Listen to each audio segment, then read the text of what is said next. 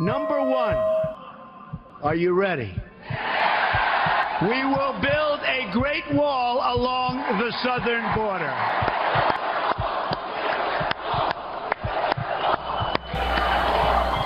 If you cross the border, then we're going to prosecute an offense to enter the country unlawfully. If you're smuggling a child, then we're going to prosecute you. And that child will be separated from you, probably, as required by law. It's not our fault that somebody does that.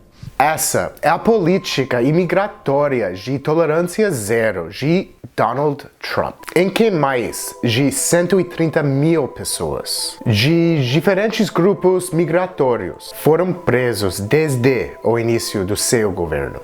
The United States will not be a migrant camp, and they could be murderers and thieves and so much else. So we want a safe country. And it starts with the borders, and that's the way it is. Atualmente, muitas pessoas estão em condições horríveis. Pessoas estão morrendo sob a custódia do governo, nos centros de detenções. Os poucos políticos que foram para prisões não puderam filmar nem fotografar, mas relataram o que viram. You have to bring people in the room who can't be here. So I'm asking for Jacqueline, who was age 7, from Guatemala, who died from sepsis while in our care. She was the same age as my son. We do have a crisis at our border. As we have seen this current strategy unfold, intentional and cruelly created by the Trump administration, dead set on sending a hate-filled message that those seeking refuge are not welcome in America. Até o inspetor-geral de Trump reportou que as condições dos centros de detenções são impróprias para as pessoas mantidas lá. There's abuse in these facilities. There's abuse. Essa é a deputada Alexandria Ocasio-Cortez, uma das novas vozes da esquerda no cenário político atual. Ela esteve nos centros de detenções em junho de 2019. Ela saiu da visita bem emocionada. Ela condenou os centros de detenções, chamando-os campos de concentração. The United States is running concentration camps on our southern border. And that is exactly what they are. They are concentration camps. Daí iniciou-se uma grande discussão sobre esse termo, campos de concentração. E se poderia ser usado para descrever esses centros de detenções de imigrantes. Nesse vídeo, a gente vai falar sobre a história e contexto político e social desse termo. Eu tenho que dizer que o termo campos de concentração é muito sério e vem com grande bagagem histórica. É imediatamente associado ao Holocausto e à morte de 6 milhões de judeus e 6 milhões de ciganos, homossexuais, comunistas, socialistas, eslavos. Entretanto, abrange outros contextos históricos. Vai além. Primeiro, temos que definir o que são campos de concentração. De acordo com Andrea Pitzer, I defined concentration camps as the mass detention of civilians without trial, usually on the basis of race, religion, national origin, citizenship, or political party, rather than anything a given individual has done. Agora, de onde vem o termo? Acredita ou não, temos que falar de Cuba no século XIX. Cuba foi uma colônia espanhola e no século XIX houve 3 guerras pela independência. Dos cubanos contra os espanhóis. E nenhuma, infelizmente, deu certo. Uma das táticas usadas pela monarquia espanhola foi para colocar os insurgentes e qualquer pessoa meio suspeito em campos militares e em condições horríveis. Nesse caso, muitos camponeses cubanos foram presos só porque eram cubanos. E isso dentro de Cuba. Em 1897, os campos ficaram conhecidos em outros países por causa do general espanhol Valeriano Weyler, que utilizou como uma tática de repressão explícita. Essa política de dividir a população em campos foi conhecido como La Reconcentração cubana foi um horror. Em 2 anos, cerca de 150 mil pessoas morreram. Paralelo a isso, o Império Espanhol representou uma ameaça para os americanos. Ameaçava a expansão extraterritorial dos Estados Unidos. Como os Estados Unidos se afirmavam como uma república, precisavam encontrar uma justificativa para uma postura tão bélica, que convencesse a população de que isso era parte da lógica do progresso do país. E o principal meio para isso foi a mídia, a imprensa. William Randolph Hearst, o cara que inspirou o filme Cidadão Kane, de Orson Welles, uma das pessoas mais poderosas da imprensa dos Estados Unidos. Na época, noticiava o que acontecia em Cuba, fazendo com que grande parte da população estadunidense soubesse da política de reconcentração cubana. Nessa época, o termo Campos de Concentração não era utilizado. Vamos contextualizar as notícias sobre os campos de concentração na imprensa estadunidense. Primeiro, ela se baseava numa tradição de vilificação dos espanhóis. Uma das formas da imprensa vilificar a Espanha foi através da cobertura sensacionalista de eventos que aconteciam em Cuba. Inclusive o ataque espanhol ao navio USS Maine, que acabou por ser o estupim da guerra, foi divulgado de forma sensacionalista e equivocada. No final, não houve nenhum ataque espanhol e o navio naufragou porque era velho. Mas por que mostrar os espanhóis como vilões? Porque era uma forma do Novo Mundo, especificamente os Estados Unidos, se afirmar como melhor que a Europa, que era o velho mundo. E ao vilificar os espanhóis, era mais fácil justificar a expulsão deles do Caribe, áreas que os Estados Unidos queriam como quintal. Também é bom lembrar que os Estados Unidos não quis ajudar por mera bondade. Tampouco estava do lado para quem estava lutando para a independência, os cubanos. Na verdade, os Estados Unidos só quis domínio da área, que basicamente foi domínio do mercado. Muito rapidamente, tal estratégia foi aplicada em muito mais lugares, como África do Sul. Na Guerra Anglo-Boer, em 1899, começou na África do Sul uma rebelião contra a expansão inglesa na área. Os ingleses adotaram a mesma tática contra os insurgentes lá, com a desculpa de que eram campos de refugiados. O que aconteceu lá também foi bastante divulgado pela imprensa, e foi então que o termo concentration camps, campos de concentração, começou a ser utilizado. As condições eram péssimas. Pessoas morreram por doenças contagiosas, por falta de comida e de água. Os campos não tinham nenhuma condição básica de higiene. E o mais surreal, havia segregação racial na lógica dos campos. Havia campos para os negros e campos para os brancos.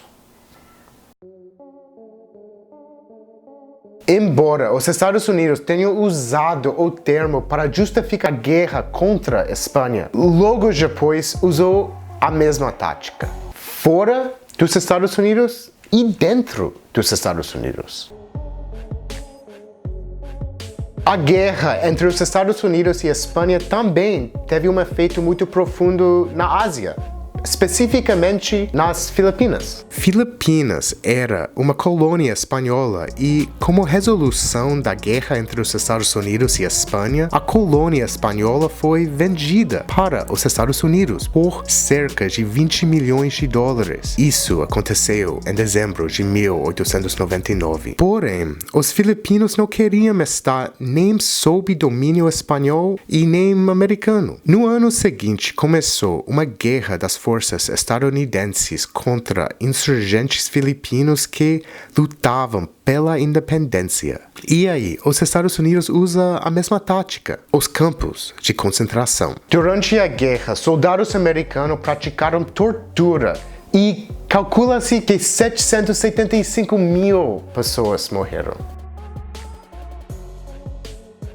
Nos Estados Unidos, um dos exemplos mais conhecidos de campos de concentração aconteceu durante a Segunda Guerra Mundial. Como resposta ao ataque de Pearl Harbor pelo Império Japonês, mais de 100 mil imigrantes japoneses e nipo-americanos foram para acampamentos militares. O governo tentou linguisticamente suavizar o que estava acontecendo e chamou-os de centros de relocação. Mas o termo campos de internamento foi o que mais prevaleceu. Os sobreviventes chamavam esses lugares só de campos. Acontece que as futuras gerações japonesas nos Estados Unidos, ao revisitarem essa história, viram que a palavra campo não era bastante para realmente explicar o que aconteceu. Então aí começou um grande debate. Em 1990, houve um diálogo importante que aconteceu entre a comunidade japonesa e judaico nos Estados Unidos. Ao recontar sua história, muitos japoneses entenderam que o campo era um campo de concentração. Porém, ao princípio, essa definição não foi tão aceitado dentro da comunidade judaica, porque havia o receio que poderia banalizar o que aconteceu na Alemanha e na Europa durante a Segunda Guerra Mundial e o Holocausto. In light of what concentration camps came to mean as a result of the Nazi era from 1933 to 1945, for us, it was not enough to be able to say that the term had been used during the Boer War in South Africa. Hitler had redefined them. O começo da conversa foi difícil. E foi através desse diálogo, desses dois momentos históricos, que surgiu um comum acordo entre os dois grupos. A concentration camp is a place where people are imprisoned not because of any crimes they committed, but simply because of who they are. Although many groups have been singled out for such persecution throughout history, the term concentration camps was first used at the turn of the century in the Spanish-American and Boer Wars. During World War II, America's concentration camps were clearly distinguishable from Nazi Germany's. Nazi camps were places of torture, barbarous medical experiments, and summary executions. Some were extermination centers with gas chambers. 6 million Jews and many others, including gypsies, Poles, homosexuals, and political dissidents, were slaughtered in the Holocaust. In recent years, concentration camps have existed in the former Soviet Union, Cambodia, and Bosnia. Despite the difference, all had one thing in common. The people in power removed a minority group from the general population, and the rest of society let it happen. Agora, voltamos ao ponto inicial. É correto como fez Alexandria Ocasio-Cortez para referir aos centros de detenção como campos de concentração? É. I'm absolutely comfortable using that term because it is rooted in an academic definition. Numa carta aberta, mais de 400 acadêmicos concordaram com o uso de campos de concentração para definir os centros de detenções atuais. You know, when the term concentration camp is evoked, what people think of are extermination camps. They think of Auschwitz. And I think what we need to realize is that one of the biggest lessons that we learn from both Holocaust historians, civil rights, it takes a process, a slow, gradual process of increasingly dehumanizing steps. And once you have convinced an electorate or once you have convinced a community that a certain group of people are bad or less than, E é exatamente o que Trump está tentando fazer com a opinião pública em relação aos imigrantes, principalmente os latinos que cruzam a fronteira com o México sem documentos.